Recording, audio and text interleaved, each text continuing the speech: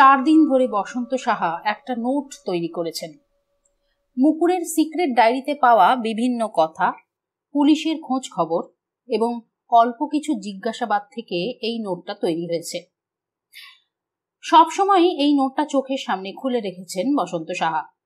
কখনো একটা পয়েন্ট কাটছেন, কখনো বা দুটো পয়েন্ট জুড়ছেন। সুনন্দ এবং মেহুল দুজনের মোবাইল ফোনই সিজ করা হয়েছে। সেদিন যারা আমন্ত্রিত ছিল তাদের সকলকেই বারণ করা হয়েছে শহর ছাড়তে। কাজটা জটিল। পুলিশ যখন কাউকে শহর ছাড়তে বা এলাকা ছাড়তে বারণ করে, তার মানে তাকে সন্দেহ করা হচ্ছে। কারোর পক্ষে এটা মেনে নেওয়া সম্ভব নয়। একটা ধাক্কার মতন লাগে। রাগ, ভয়, অপমান, অনেক রকম রিয়াকশনই হতে পারে। এই রিয়াকশনকে প্রায় কোনো পুলিশ অফিসারই গুরুত্ব দেয় না, রুটিন কাজ মনে করে। কিন্তু বসন্ত সাহা তা করেন না, গুরুত্ব দেন। বিশেষ করে যেসব ক্রাইমের পেছনে তথাকথিত ভদ্রলোকেরা থাকেন তাদের বেলায় তো বটেই। এখানে এই কাজটা করেছে সাগ্নিক। সকলের রিয়াকশন রেকর্ড করা হয়েছে। কেউই জানতে পারেনি। মোবাইলে কথা বলার সময় রেকর্ডার অন করা হয়েছে। একমাত্র মুকুরের কাছে সরাসরি বসন্তই গিয়েছিল। তার সঙ্গে শান্তভাবে কথা বলতে হয়েছে। শুধু পারিবারিকভাবে পরিচিত বলেই নয়, সে একজন সদ্য স্বামী হারানো মহিলা, আর স্বামীর মৃত্যুটাও মর্মান্তিক। ছন্দা জিজ্ঞেস করেছিলেন, আমি কি তোমার সঙ্গে যেতে পারি? বসন্ত সাহা বলেছিলেন, না, এটা অফিসিয়াল, তুমি বরং আলাদা যেও। ছন্দা বলেছিল, মুকুরের সঙ্গে তুমি অফিসিয়াল হতে পারবে? বসন্ত সাহা বলেছিলেন, তুমি তো জানো ছন্দা, এই ঘটনায় আমি কত বড় আঘাত পেয়েছি। মুকুর একজন চমৎকার মেয়ে, লাইভলি। যেটুকু মিশেছি ওকে তোমার মতোই পছন্দ হয়েছে। তবে কি জানো, মানুষের চরিত্র তো অত সহজে বোঝা যায় না।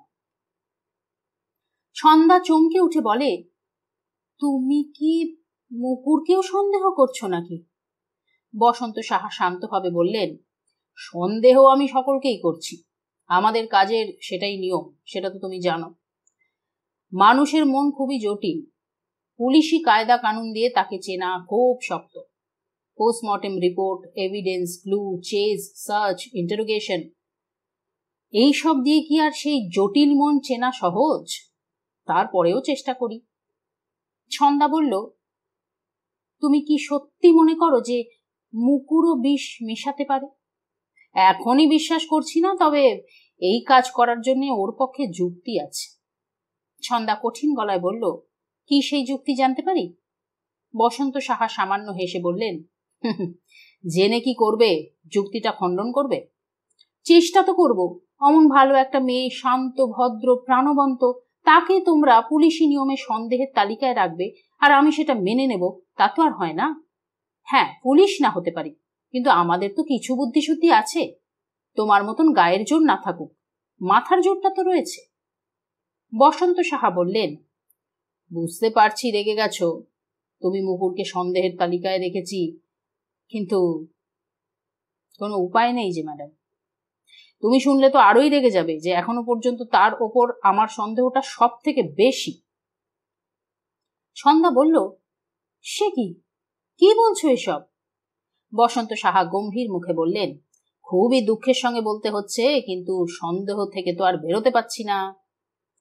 দেখো ছন্দা, সুনন্দর এই মৃত্যু আমাকে খুবই নাড়া দিয়েছে। মেহুল মেয়েটিকে আমি পার্সোনালি চিনি না, তাই তার দুঃখজনক মৃত্যুকে আমি প্রফেশনালি দেখছি একজন গোয়েন্দা অফিসার হিসেবে। কিন্তু সুনন্দকে তো আমি পার্সোনালি চিনতাম। আমাকে বাইরে থেকে হয়তো বোঝা যাচ্ছে না, আমি বই পড়ছি, ছবি দেখছি, গান শুনছি, সবই ঠিক আছে, কিন্তু ভেতরে ভেতরে আমি খুবই ডিস্টার্বড। আবার মনে মনে শক্তও হচ্ছি। সব থেকে বড় আফসোসের বিষয়টা কি জানো? ছন্দা ভুরু কুঁচকে বলেছিল, কি? বসন্ত সাহা বললেন, ঘটনাটা আমার সামনেই ঘটল। বারবার মনে হচ্ছে যে কাজ করেছে তার কাছে এটাই অ্যালিবাই ছিল। একজন সিনিয়র পুলিশ অফিসারের সামনে কি করে খুন হবে? এত বড় একটা বোকামি কে করবে? সুতরাং এটা কোনো ক্রাইম নয়, নিছকই একটা দুর্ঘটনা। এই কথাটাই সে বোঝাতে চেয়েছে। ফুড পয়জনিং তো হতেই পারে, কতই তো হচ্ছে। সুনন্দর হার্টটা উইক ছিল, তাই আর সামলাতে পারেনি। এই যুক্তিটা সাজাবে বলেই খুনি এই পার্টির দিনটাকেই বেছে নিয়েছিল। যদি অনুকূলবাবুর সঙ্গে আমার দেখাটা না হতো আর উনি যদি অ্যাসিডের গন্ধের কথা না বলতেন, আমি তো কোনো সন্দেহই করতাম না, অটোপসি রিপোর্টের কথা ভাবতামও না, রুটিন চেক হয়ে বেরিয়ে যেত। তারপরে মেহুল নামের মেয়েটির মৃত্যুও আমাকে অ্যালার্ট করত। অবশ্য তাও করতো না যদি সেদিনের গেস্টদের মধ্যে আরো কয়েকজন অসুস্থ হয়ে পড়ত। জেনারেল ফুড পয়জনিং হলে তো আর যাকে সেটা তো আর হয়নি। তাহলে একটাই উত্তর, খুনি ভেবে চিন্তেই জায়গাটা বেঁচেছিল, সেটা ভেস্তে গেছে। আর আর ভাবতে খারাপ লাগছে যে এই কাজটা করার সব থেকে বেশি চান্স হচ্ছে মুকুরের। সেই নেমন্তন্ন করেছে, গেস্টদের তালিকায় আমাকে রেখেছে। ছন্দা বলল, তা মোটিভটা কি? বসন্ত সাহা অন্যমনস্কভাবে বললেন, অনেক অনেক, সম্পত্তি থেকে প্রেম সবকিছুই হতে পারে। আর একটা তো রয়েছে, মুকুরের মা হওয়া নিয়ে সমস্যা ছিল। ছন্দা খানিকটা অবাক হয়ে বলল, ছিল বলছো কেন? এখনো তো রয়েছে। বসন্ত সাহা থমথমে মুখে বললেন, না, এখন আর সমস্যা নেই। ছন্দা বলল, মানে? বসন্ত সাহা বললেন, মুকুর ইজ প্রেগনেন্ট। আমার কি সন্দেহ হচ্ছে জানো ছন্দা?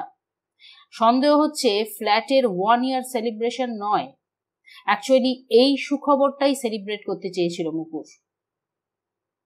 ছন্দা বলল, কি বলছো এসব? তাহলে তো ঘোষণা করত। বসন্ত সাহা বললেন, আর যদি এমন হয় যে ঘোষণাটা করা না যায়, সন্তানের পিতাটিকে তাই নিয়েই যদি সংশয় থাকে। ছন্দা চাপা গলায় বলল, চুপ করো তো, আমি এসব একদম বিশ্বাস করি না। মুকুর একটা সুন্দর স্বভাবের চরিত্রের মেয়ে, বাচ্চা হওয়ার জন্য ও চিকিৎসা করছিল, নিশ্চয়ই এটা তারই রেজাল্ট। বসন্ত সাহা সামান্য হেসে বললেন, বিশ্বাস করছো না নাকি করতে চাইছো না? হ্যাঁ, আমিও করতে চাইছি না। নিজের সন্দেহ তো আমাকে নিজেকেই নিরসন করতে হবে, আর সেই কারণেই আমি মুকুরের কাছে যাচ্ছি। আমি ওর সঙ্গে কথা বলব। মুকুর বিধ্বস্ত, কিন্তু নিজেকে বাইরে থেকে শক্ত করে রেখেছে। নিজের হাতে কফি করে নিয়ে এলো। বসন্ত সাহা একবার ভাবলেন যে বারণ করি, তারপর ভাবলেন না থাক, যতটা স্বাভাবিকভাবে থাকতে চায় ততটাই থাকুক। মুকুর কারোর সঙ্গেই দেখা করছে না, কোনো ফোনও ধরছে না। আত্মীয় স্বজন কয়েকজন এসে থাকতে চেয়েছিল, অ্যালাউ করেনি। শুধু স্কুলের কলিগরা এসেছিল, তাদের সঙ্গে কথা বলেছে। বসন্ত সাহা কফির মগ হাতে নিয়ে একবার থমকালেন। বিষের কথা মনে পড়ে গেল। মনে পড়তেই দ্রুত চুমুক দিলেন। তোমার বৌদিও আসতে চাইছিল, আমি বারণ করেছি। আমি কিন্তু ডিউটিতে এসেছি। মুকুর একটা হলুদ রঙের সুতির শাড়ি আর সাদা ব্লাউজ পরেছে, প্রসাধনহীন মুখে, বিষণ্ণ এবং খানিকটা ক্লান্ত। চুলে তেল শ্যাম্পু কিছু দেয়নি। সে বসেছে সোফার এক কোনায়। বসন্তদা, আমি জানি আপনি ডিউটিতে এসেছেন। ঘটনার দিন আমরা যখন হাসপাতালে, আপনি এসে বাড়িও সার্চ করেছেন। বসন্ত সাহা চমকে উঠতে গিয়েও নিজেকে সামলালেন। এই মেয়ে অত্যন্ত বুদ্ধিমতী, সাধারণ বুদ্ধি নয়, বেশি বুদ্ধি। একে কিছু লুকিয়ে লাভ নেই। প্লেস অফ অকারেন্স তো এটাই মুকুর, যত তাড়াতাড়ি একবার দেখে নেওয়া যায় ততই ভালো। তাও তো খাবারের কোনো নমুনা সংগ্রহ করতে পারা যায়নি। মুকুর বলল, সেদিন রাতে ক্যাটারারকে সমস্ত খাবারই আমি নিয়ে যেতে বলি। বসন্ত সাহা বললেন, হ্যাঁ স্বাভাবিক, আমি হলেও তাই করতাম। আচ্ছা মুকুর, এই অকেশনটা তুমি কেন অ্যারেঞ্জ করেছিলে? শুধুই কি ফ্ল্যাটের 1 বছর উপলক্ষে? মুকুর নিচু গলায় বলল, না, এই ফ্ল্যাটে যখন আসি তখন অনেককেই বলতে পারিনি। তাদের নিয়ে একটা গেট টুগেদার করার জন্যই আমি এটা করেছি। এখন মনে হচ্ছে সবকিছুর জন্য আমিই দায়ী। আমি যদি এই অকেশনটা না করতাম তাহলে কিছুই হতো না। কথা শেষ করে নিচু হয়ে মুখে হাত চাপা দিল মুকুর। আর ঠিক তখনই মাথার পেছনের দেওয়ালে নজর পড়ল বসন্ত সাহার। দেওয়ালে কিউরিও সাজানো 3টে তাক, মাঝের তাকে একটা শূন্য ফটো ফ্রেম, পোস্টকার্ড মাপের একটা ফটো ঢুকে যাওয়ার মতন ফ্রেম। চমকে উঠলেন বসন্ত সাহা। সেদিন তো এই ফ্রেমটা নজরে পড়েনি। মেহুল মেয়েটি কি এখান থেকেই ফটোটা চুরি করে নিয়ে যায়? বসন্ত সাহা মুকুরের শান্ত হওয়া পর্যন্ত অপেক্ষা করলেন। এ ধরনের ঘটনায় তিনি অভ্যস্ত। মুকুর নিজেই নিজেকে সামলায়। মিনিট খানিক পরে নিজেই মুখ তোলে, চোখ মুছে শান্ত গলায় বলে, হ্যাঁ বলুন, আপনার কি প্রশ্ন আছে? বসন্ত সাহা এবার কোনো রকম ভনিতা না করে সরাসরি শুরু করেন। দেখো, আমার খুব খারাপ লাগছে এরকম একটা সময় তোমাকে ডিস্টার্ব করছি, কিন্তু আমার কিছু করার নেই। আমারই মতন নিশ্চয়ই তুমিও চাও যে সুনন্দর হত্যাকারী ধরা পড়ুক। অনেক বড় দুঃখ তুমি পেয়েছো, সেটুকুও তোমাকেই সহ্য করতে হবে, কিন্তু তোমার কোঅপারেশনটা জরুরি। মুকুর বলল, বলুন। তার গলা শুনেই বোঝা যায় সে বসন্ত সাহাকে পছন্দ করে। এই মুহূর্তে তার সামনে বসা মানুষটি সে নয়। বসন্ত সাহা এই মনোভাবকে পাশ কাটালেন। দুর্বল হলে চলবে না। বললেন, তুমি কি কাউকে সন্দেহ করো? আপনারা কি নিশ্চিত এটা মার্ডার? হ্যাঁ, অন্তত একজনের বেলাতে তো বটেই।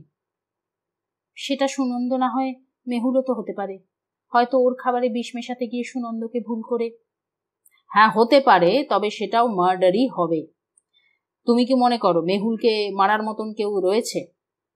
মনে করি না। তন্ময়ের সঙ্গে তার সেপারেশন চললেও সেটা খুনোখুনির পর্যায়ে যাবে না।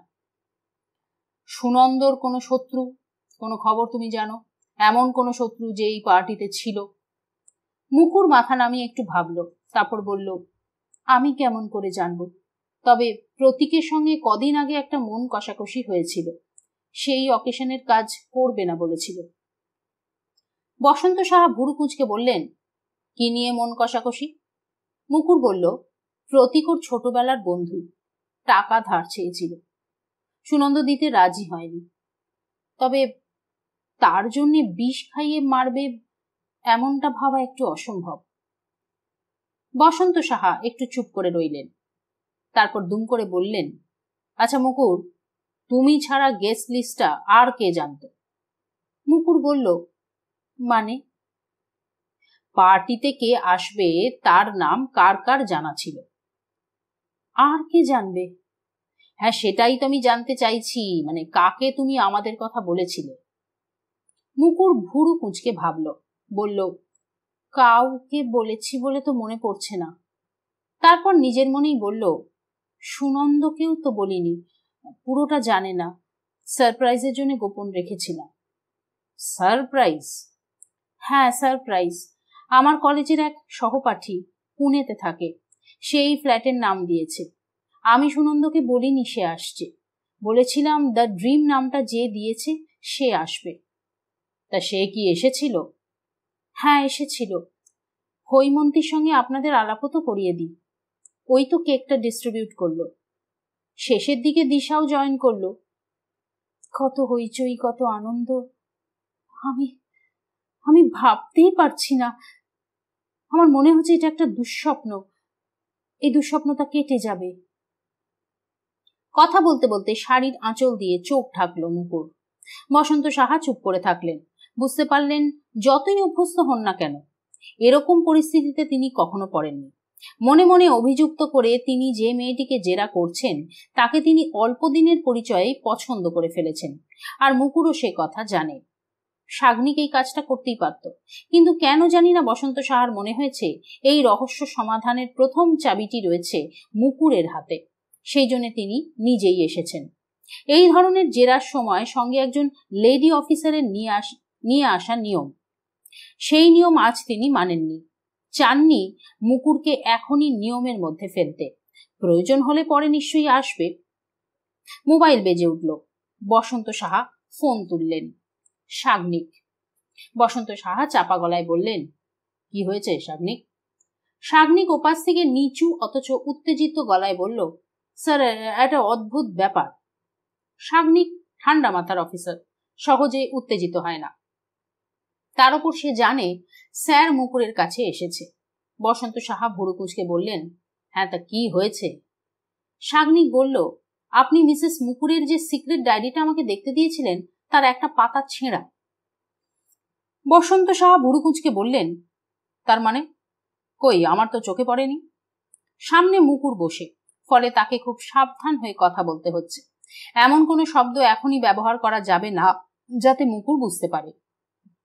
সাগ্নিক বলল, স্যার এটা না খুব কেয়ারফুলি ছেঁড়া হয়েছে, ডায়েরির বাইন্ডিং থেকে খুলে নেওয়া হয়েছে মনে হচ্ছে। বসন্ত সাহা বললেন, তুমি বুঝলে কি করে? পরের পাতায় ইমপ্রেশন পড়েছে, এইমাত্র কার্বন পেপার দিয়ে ঘষে সেই ইমপ্রেশন আমি উদ্ধার করেছি।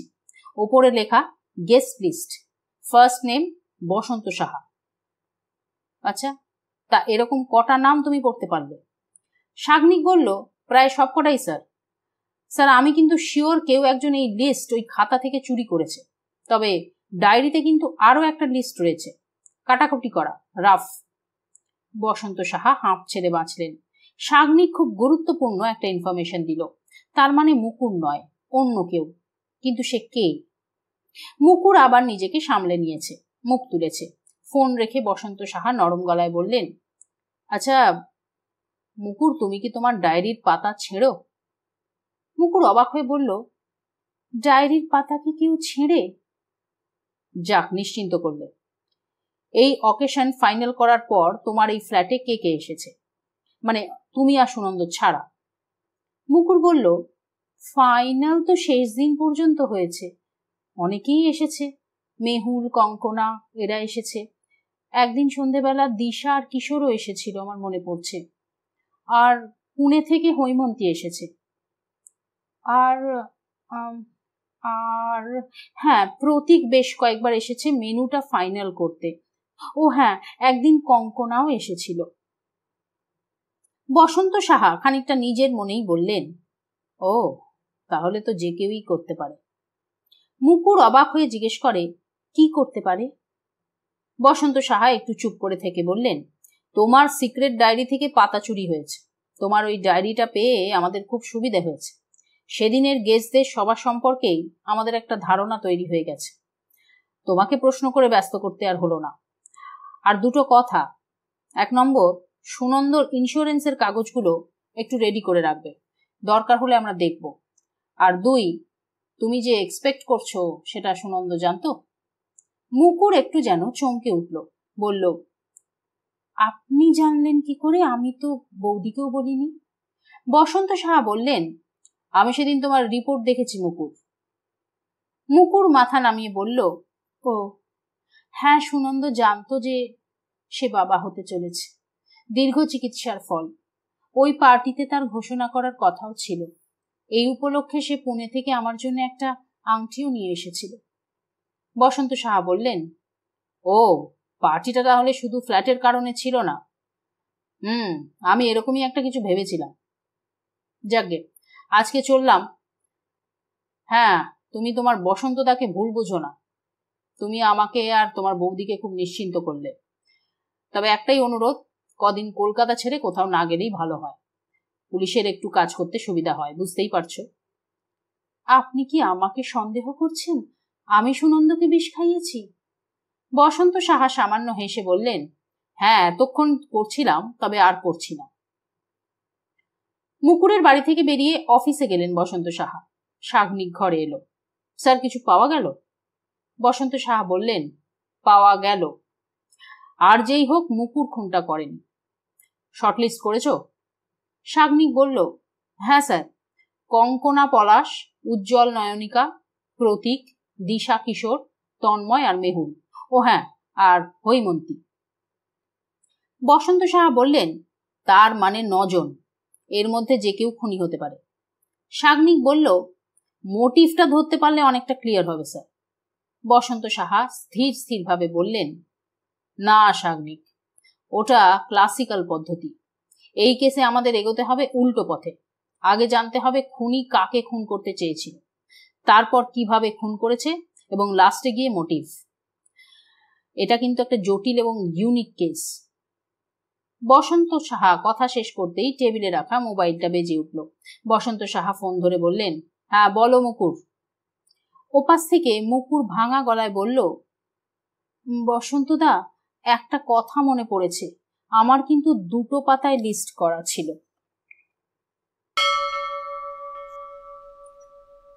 মোবাইল যখন বাজলো তখনও তার ঘুম কাটেনি। এমনিতেই ঘুম ভাঙতে দেরি হয়, বেলা হয়ে যায়। কদিন হলো রাতে ঘুমের ওষুধ খেয়ে ঘুমোচ্ছে।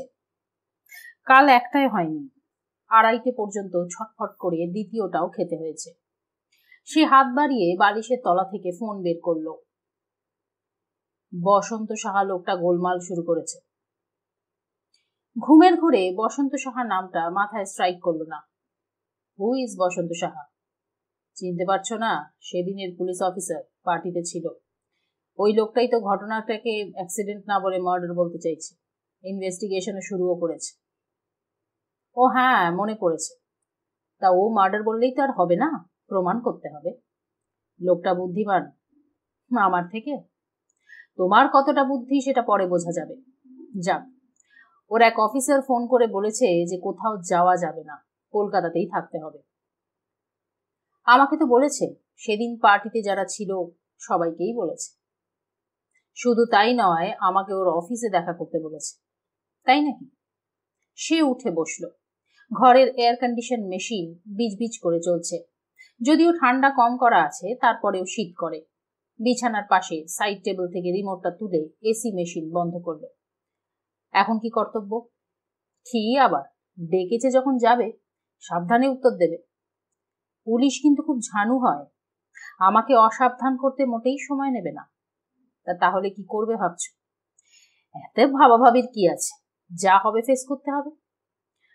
তোমার সঙ্গে আজ একবার দেখা করা যাবে? খেপেছো নাকি?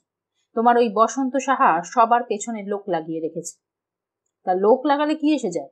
খুন তো আর আমরা করিনি, আমাদের অপরাধ কোথায়? আমাদের সমস্যা অন্য জায়গায়।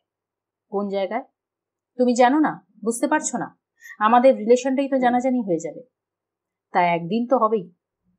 সময় নিতে হবে। তাছাড়া এরকম একটা গোলমালের সময় যদি সবাই জেনে যায়, কি হবে সেটা ভাবতে পারছো?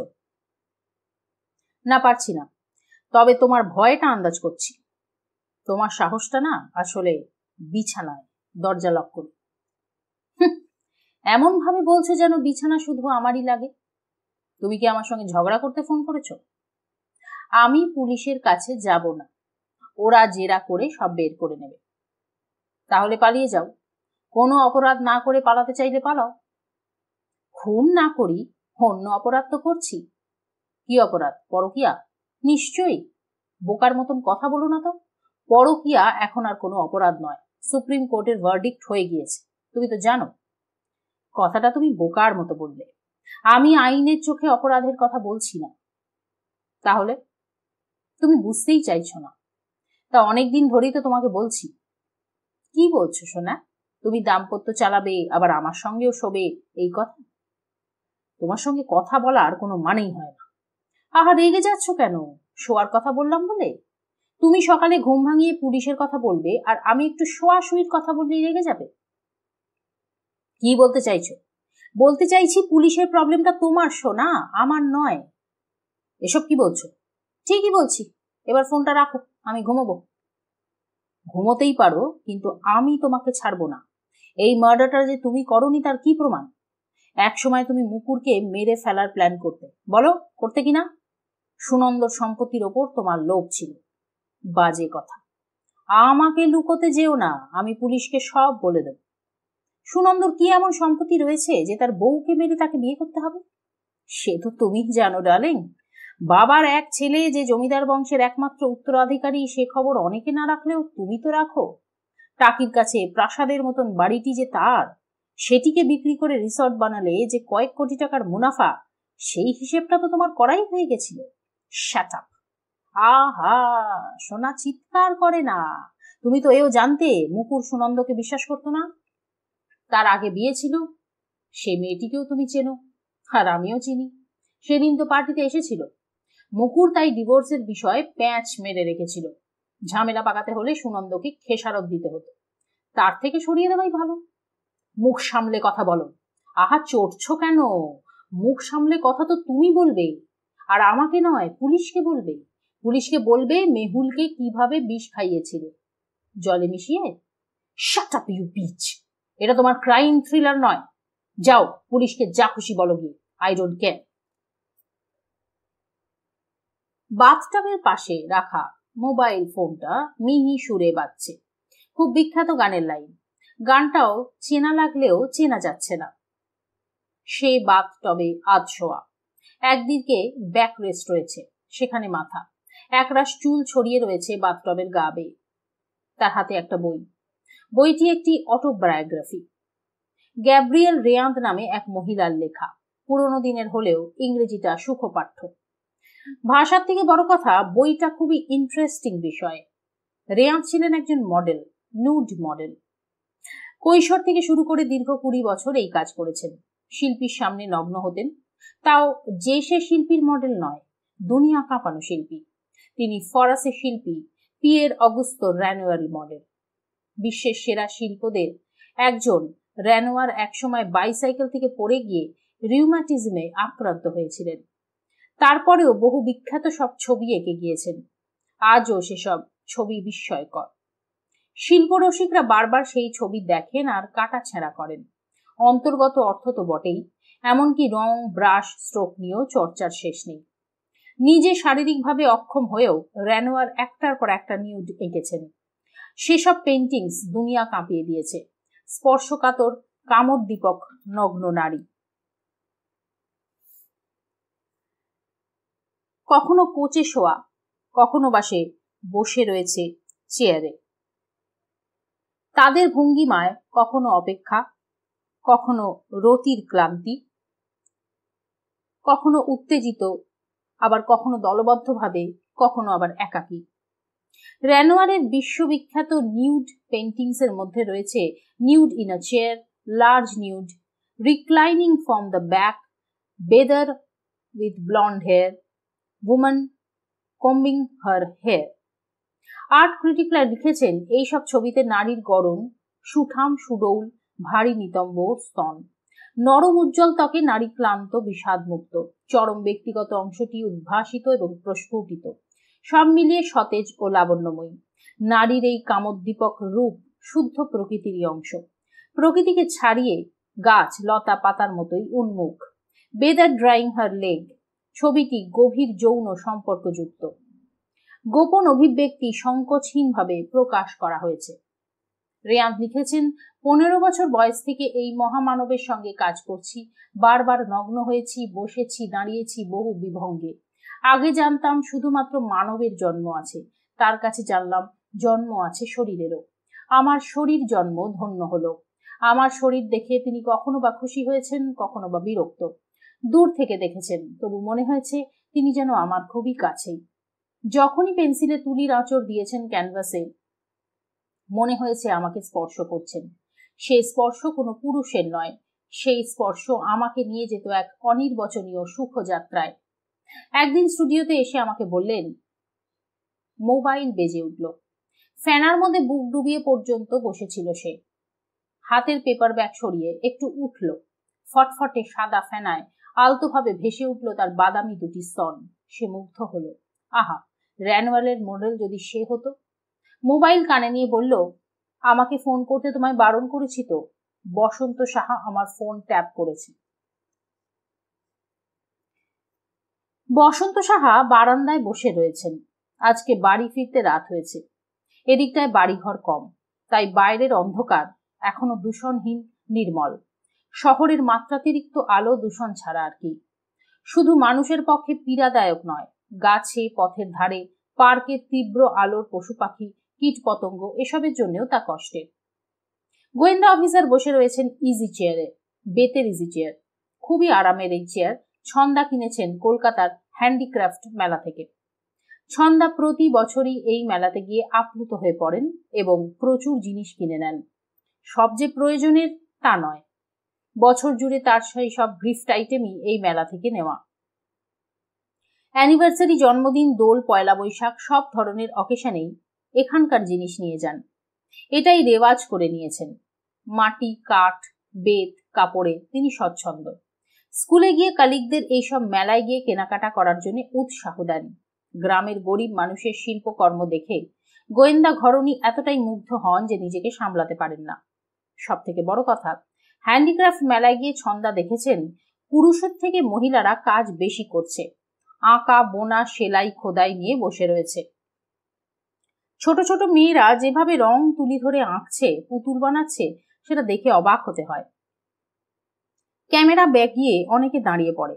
এই তো পরশুদিন স্বামীকে বলছিলেন, বসন্ত সাহা সেদিন সকালে স্নানে ঢোকবার আগে ছবির বই উল্টোচ্ছিলেন।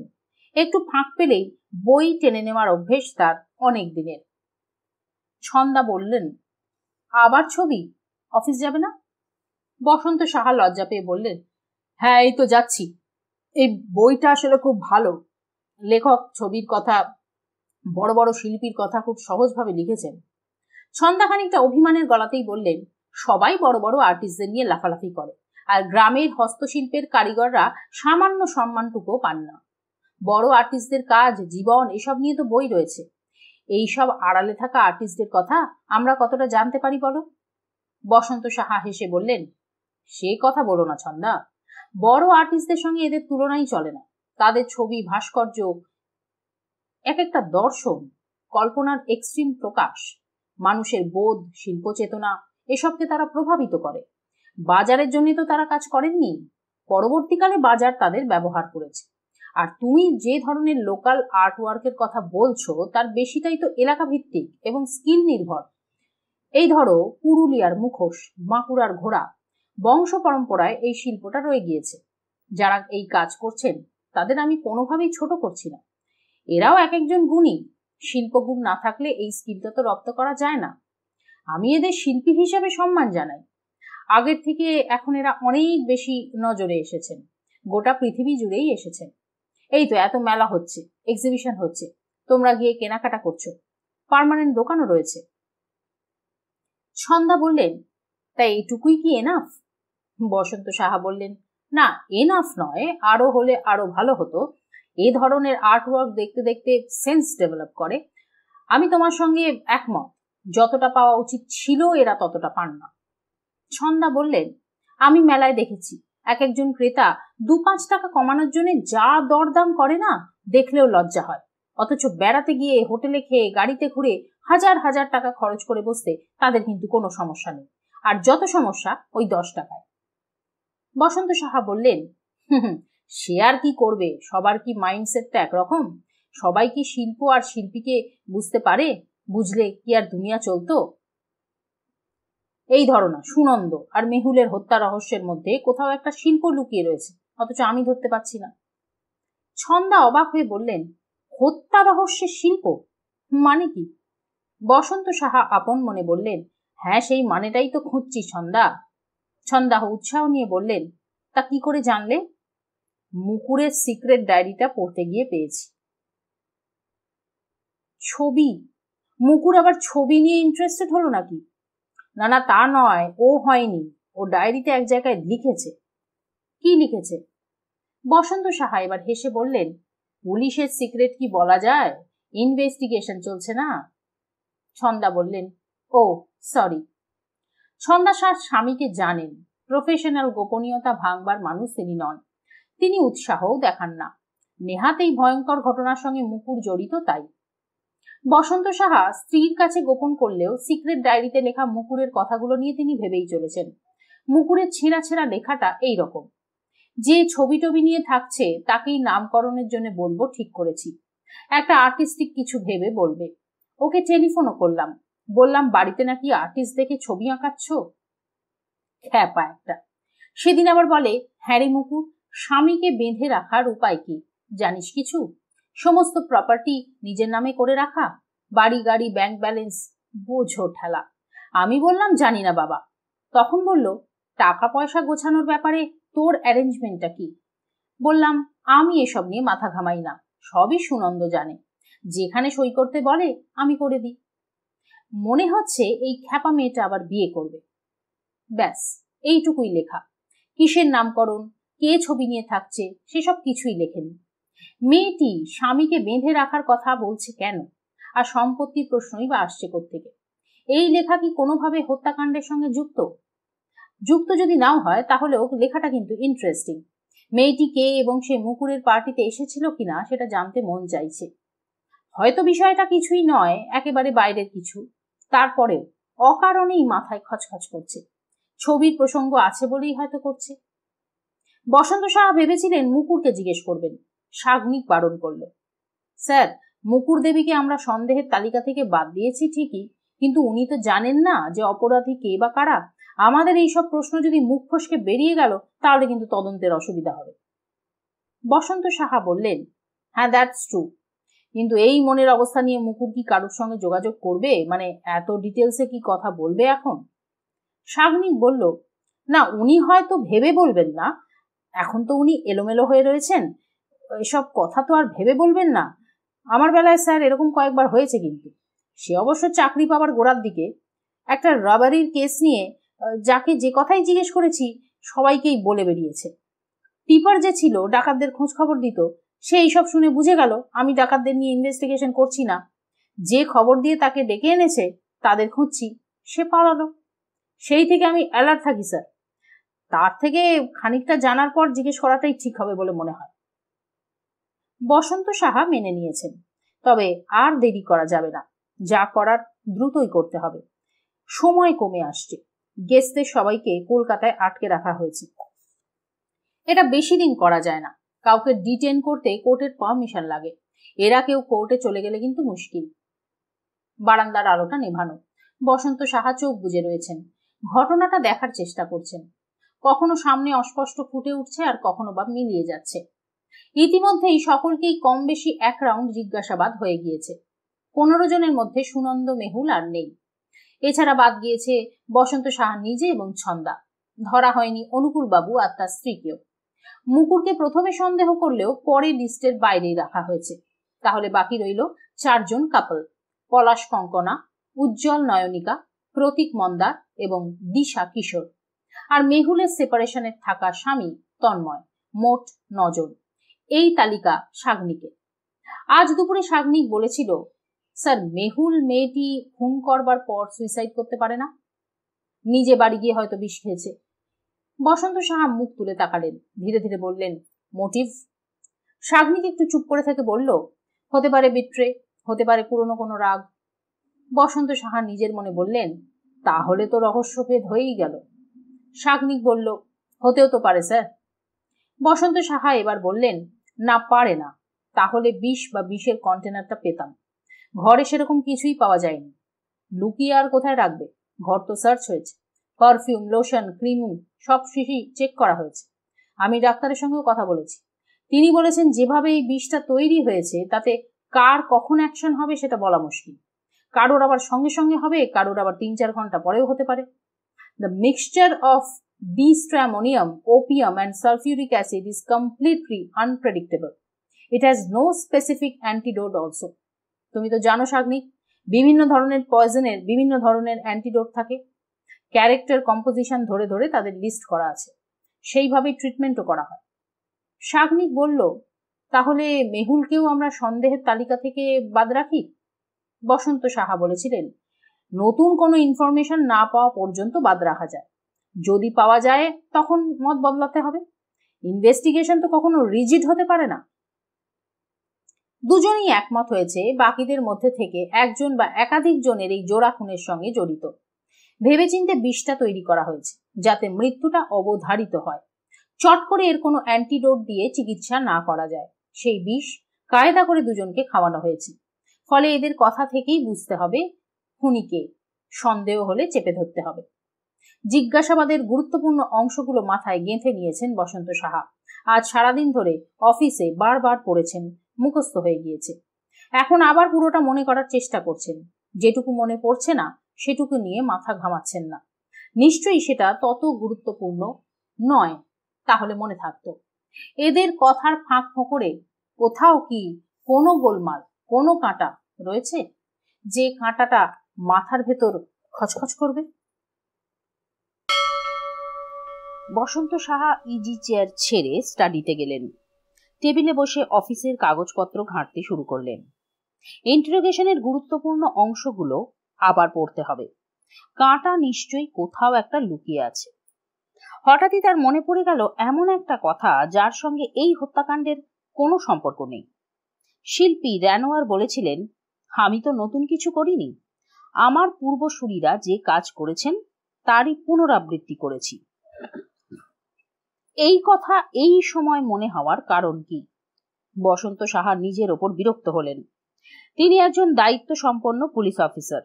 সঙ্গীত, শিল্পকলা ধরনের বিষয়ে মন দিয়ে ফোকাস নষ্ট করে ফেলছেন না তো?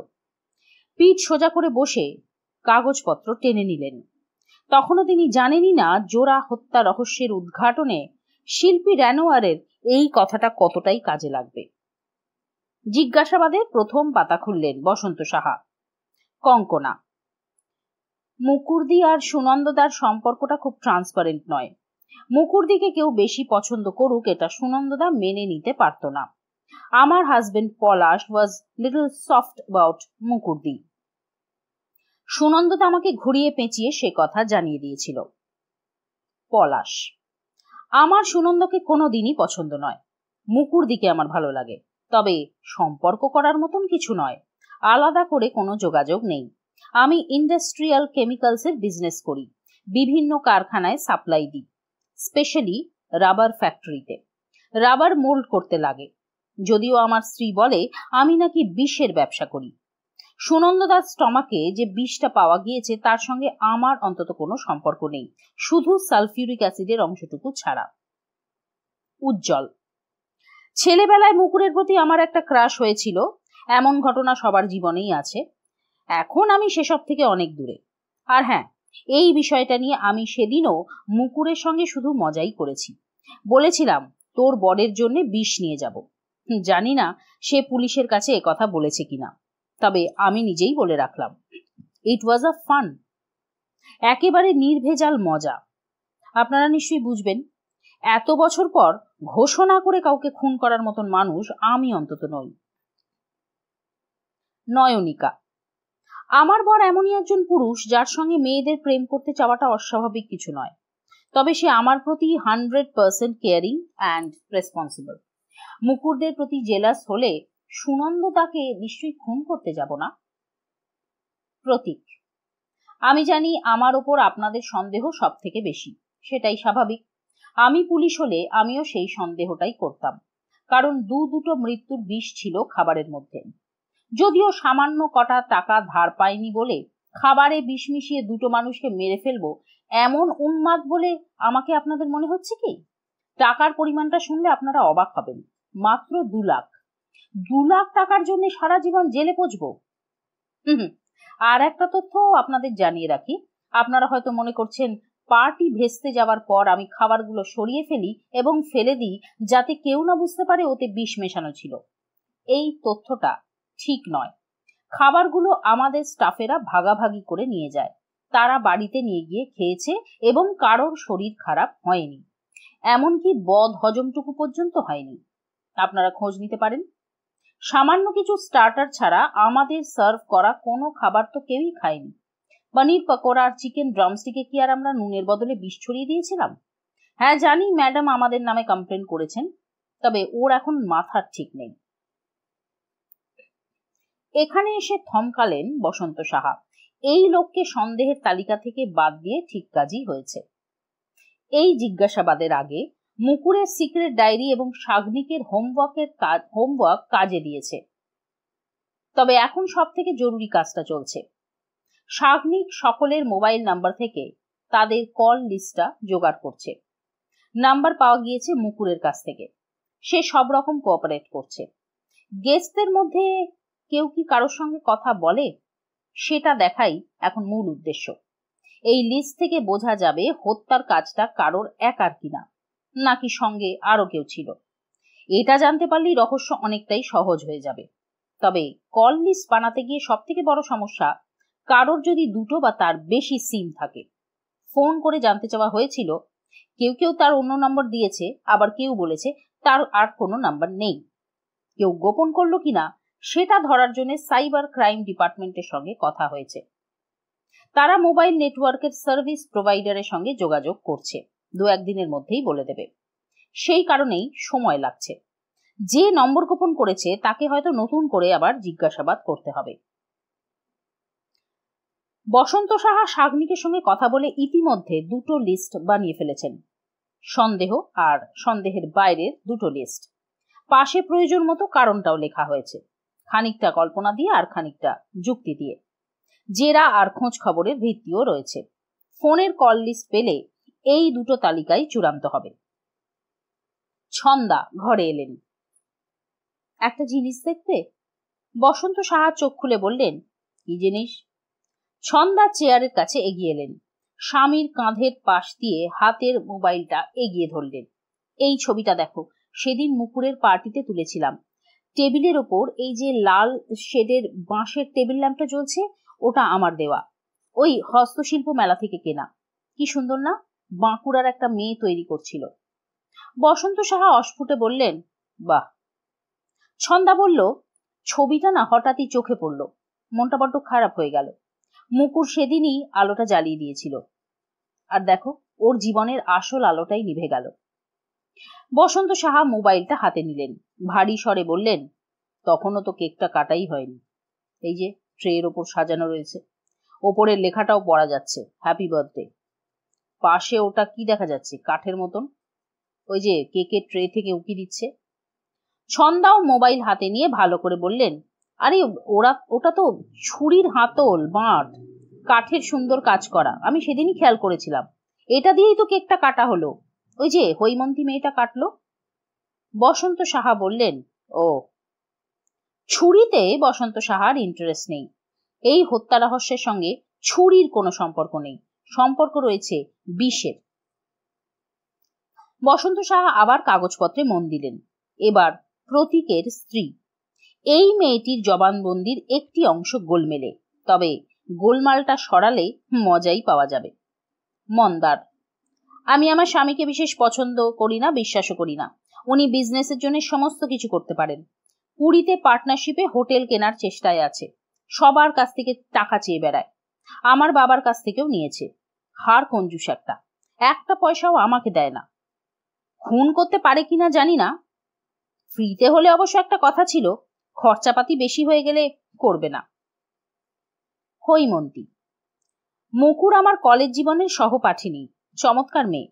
কলেজে পড়ার সময় সে আমার কিছু উপকারও করেছে। মাঝখানে বেশ কিছুদিন যোগাযোগ ছিল না, পরে আবার হয়েছে। বেশিরভাগ সময় তার সঙ্গে ফোনে, হোয়াটসঅ্যাপে বা ফেসবুকের ইনবক্সেই কথা হয়েছে। আমি কলকাতায় এসে তার নতুন ফ্ল্যাটে গিয়েছি, সে আমাকে ঘুরিয়ে দেখিয়েছে। সুনন্দর সঙ্গে আমার পুনেতে দেখা হয়েছে, সাকুল্যে 2 বার। মৃত্যুর পর বলাটা ঠিক নয়, তারপরেও বলতে বাধ্য হচ্ছি, এই লোকটি সম্পর্কে আমার এক্সপিরিয়েন্সটা বিটার। যেসব পুরুষ একা থাকা মহিলাদের সহজলভ্য বলে মনে করে, আমি তাদের পছন্দ করি না। এই বিষয়ে আমি অবশ্য মুকুরকে কিছুই বলিনি, গোপনই রেখেছি। এরপর থেকে কিন্তু আমি সুনন্দকে অ্যাভয়েডই করেছি। পুরুষ মানুষ নিয়ে এর আগেও আমার বিটার এক্সপিরিয়েন্স হয়েছে, সম্ভবত সেটা আমার রূপের কারণে। আমি একজন কেমিস্ট, আমি যে ল্যাবরেটরিতে কাজ করি সেখানে কেমিক্যালস সবসময়ই লাগে, তবে মানুষ মারার জন্য নয়, কসমেটিক্স তৈরির জন্য। আমি রিসার্চ করি। মুকুর আমাকে যখন ওর ফ্ল্যাটের জন্য একটা নাম ভাবতে বলে, আমার মজাই লাগে। এরকম সচরাচর হয় না, ফ্ল্যাটে নম্বর থাকে, নাম থাকে, তবে নাম থাকতে পারে এটা প্রথম শুনলাম। আমি তখন ওর পার্টিতে নিজে থেকেই আসবো বলি, তবে সঙ্গে আমার অফিসের কাজও ছিল। ইস্টার্ন জোনের মার্কেটিং হেডের সঙ্গে কথা হয়েছে, আমি হোটেলেই মিটিং করেছি। চাইলে আপনি ম্যানেজারের ফোন নাম্বার দিতে পারি, কথা বলতে পারেন।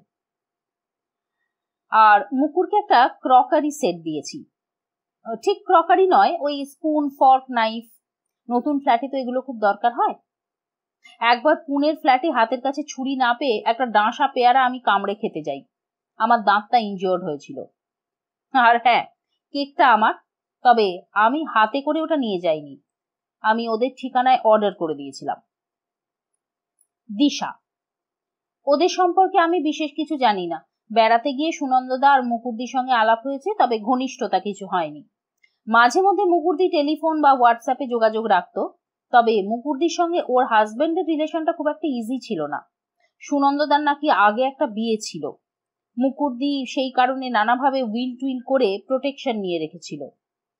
এটা সত্যি নাও হতে পারে, পলাশ বলেছে সে ওদের খবর বেশি রাখে, একসময় ওই একই পাড়ায় থাকতো তো, তবে আমি এসব জানি না। পুনেতে চলে যাওয়ার পর কলকাতায় আমার বেশি খুব একটা আশা হয় না। কিশোর, সুনন্দাদার সঙ্গে আমার খুবই অল্প আলাপ, ওরা যে আমাকে নেমন্তন্ন করেছে এটাই আমার কাছে একটা সারপ্রাইজ। দিশা আর আমার সম্পর্কটা ভেরি সফট। যখন একসঙ্গে থাকি তো থাকলাম, আর যখন থাকলাম না কেউ কাউকে মনেও রাখি না। কারোর স্পেসে এন্ট্রি নেওয়ার কোনো প্রশ্নই ওঠে না। We are free bird. এর মধ্যে কারোর অন্য কোনো রিলেশন হলো কিনা সেটা নিয়েও আমরা মাথা ঘামাই না। We don't bother. আর বদার করবো না বলেই বিয়ের মতন পাকাপোক্ত কোনো রিলেশনে যাইনি, আর যাবও না। দিশা যদি অন্য কারোর সঙ্গে সম্পর্ক যায় তো যাবে। যাই হোক, সুনন্দদা এবং দ্যাট লেডি, কি যেন নাম, ওদের মৃত্যুটা খুব শকিং। মনে হচ্ছে আমাকে এই পার্টিতে কেন নেমন্তন্ন করা হলো, না হলেই ভালো হতো। তন্ময়। মেহুলের সঙ্গে আমার বিচ্ছেদের কারণ তো আপনারা জানেন। আমাদের কনজুগাল লাইফটা স্যাটিসফ্যাক্টরি ছিল না। আমরা দুজনেই মনে করেছিলাম দিস ইজ নট ফেয়ার। যে কোনো কাপলের কাছে সেক্স ইজ ইম্পর্টেন্ট। সেটা যদি মনের মতন এবং শরীরের মতন না হয় তাহলে একসঙ্গে থাকার কোনো মানেই হয় না। আমার বলতে কোনো দ্বিধা নেই, আমি মেহুলকে বাদ দিয়ে একাধিক নারীর কাছে গিয়ে স্যাটিসফাইড হয়েছি। চরিত্রহীন বা লম্পট এই দুটো শব্দ আমার ডিকশনারিতে একটু অন্যরকম ভাবে মানে হয় স্যার। আমার কাছে তারাই চরিত্রহীন বা লম্পট যারা শরীরে খুশি না হলেও দাম্পত্য জীবনকে টিকিয়ে রাখার ভান করে, হিপোক্রিট। মেহুলের মৃত্যুতে আমি খুবই ধাক্কা খেয়েছি, কারণ বিয়েটা আমাদের ভালোবেসেই হয়েছিল। তাছাড়া একটি মানুষের সব পরিচয়টাই তো আর শরীর নয়। মেহুলের অনেক ভালো জিনিসও ছিল। আমি তাকে বেড পার্টনার হিসেবে মেনে নিতে না পারলেও বন্ধু হিসেবে পছন্দই করতাম। সেপারেশনে থাকার পরও দুজনে মিলে আমরা শপিং মল, সিনেমা এবং পার্টি অ্যাটেন্ড করেছি। মেহুলকে খুন করার কোনো মোটিভই আমার নেই। ওর প্রতি আমার কোনো রিভেঞ্জ অ্যাটিটিউড নেই। সে আর আমি একমত হয়েই আলাদা হয়েছি। সেপারেশনের পরে স্ত্রীর সম্পত্তির ওপর আমার কোনো দাবিও নেই, আর করে কোনো লাভও হয় না। আমার মনে হয় না আইন সেটা পারমিট করে। তবে হ্যাঁ, যে ফ্ল্যাটটায় মেহুল থাকতো সেটা এখনো আমার নামেই করা আছে। বসন্ত সাহা এবার পাতা উল্টে উপহারের তালিকায় চোখ বোলালেন। কঙ্কনা এবং পলাশ, মাইক্রোওভেন এবং এতে ব্যবহার করা যায় এমন বাসনপত্র, উজ্জ্বল এবং নয়নিকা, মুকুর এবং সুনন্দের জন্য পারফিউম, আফটার শেভ লোশনের সেট এবং একটা মিনের কাজ করা বাক্সের মধ্যে অনেকগুলো শিশি, প্রতীক এবং মন্দার, পর্দা ও বেড কভার, দিশা একটা ওয়াইনের বোতল, সঙ্গে একটা মেটাল ওয়াইন র্যাক। ওয়াইনের বোতলটা সেদিন নাকি খোলার কথা ছিল। কিশোর ওয়াল ক্লক, ঘড়িটা দেখলে মনে হবে অ্যান্টিক। অনুকূল বাবু এবং তার স্ত্রী কাপ ডিশের সেট। তন্ময় ফুলের তোড়া। মেহুল মুকুরের জন্য একটা হাউস কোট যার অনেকগুলো পকেট। হৈমন্তী ছুরি কাঁটার সেট এবং কেক। বসন্ত সাহা এবং তার স্ত্রী টেবিল ল্যাম্প। তালিকার দিকে কিছুক্ষণ তাকিয়ে রইলেন বসন্ত সাহা। শিশি বোতল এনেছে দুজন, একজন পারফিউম, একজন শ্যাম্পেন। অবশ্য 20 উপহার হিসেবে আনতে হবে তার কোনো মানে নেই। একটা ছোট শিশি শার্ট প্যান্টের পকেটে বা শাড়ির ভাঁজে অনায়াসেই রাখা যাবে। তবে ওই দিক থেকে ভাবলে হবে না, অন্যভাবে দেখতে হবে। এতজনের মধ্যে কার কার বয়ানে অসঙ্গতি রয়েছে। আজ আবার নতুন করে একটা দুটো পাওয়া গেল, ছোটখাটো গোলমাল।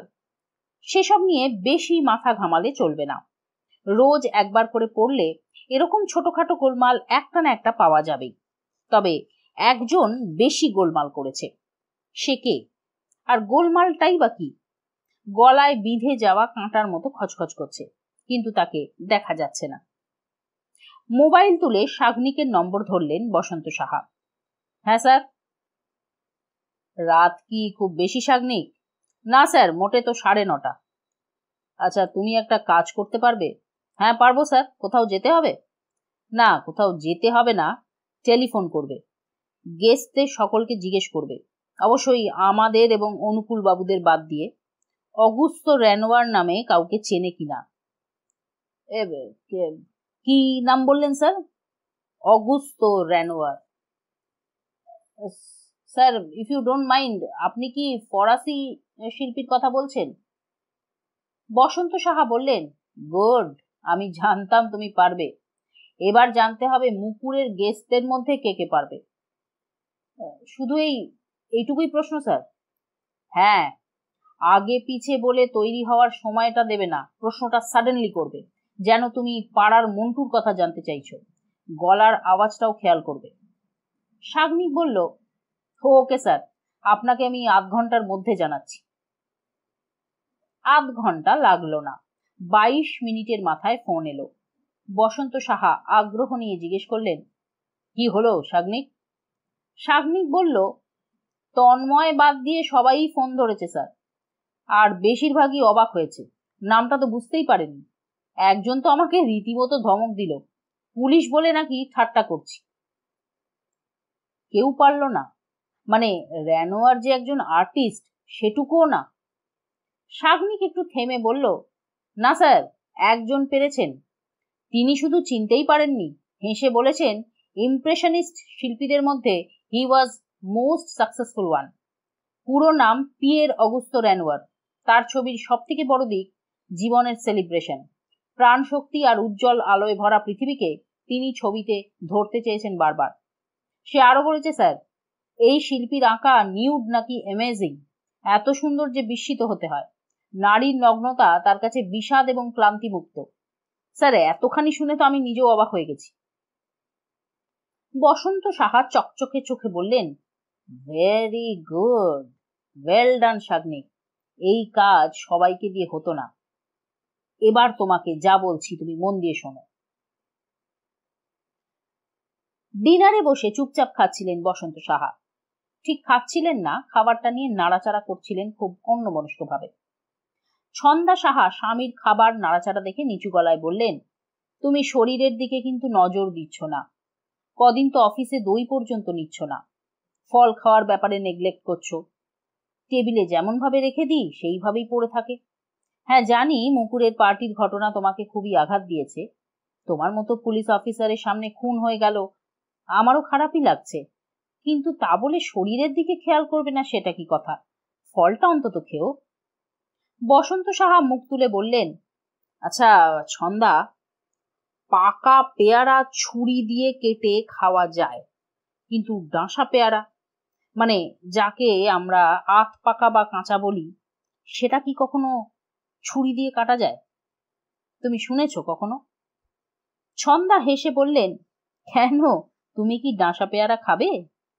ছুরি দিয়ে কেন, ওই ফল করাত দিয়েও কাটা যাবে না। খেতে হয় কামড় দিয়ে, দাঁতে জোর লাগে। এই বয়সে আর পারবে না। তাই এই ঠাট্টাটা তোমার সঙ্গে কে করলো? বসন্ত সাহা খাওয়ায় মন ফিরিয়ে খানিকটা নিজের মনেই বললেন, একজন করেছে, কিন্তু কেন করলো? কথাটা চেপে গেলেই তো হতো। ছন্দা বললেন, মনে হচ্ছে রহস্য সমাধানের কাছাকাছি চলে এসেছো। বসন্ত সাহা খানিকটা আপন মনেই যেন বললেন, খুনটা কে করেছে সেটা বড় কথা নয়, কথাটা হচ্ছে কিভাবে করেছে। সেটা বুঝতে পারলেই সমস্তটাই স্পষ্ট হবে। এতক্ষণ বিষ নিয়ে ভাবছিলাম, এবার একটা ছুরি সমস্যায় ফেলছে।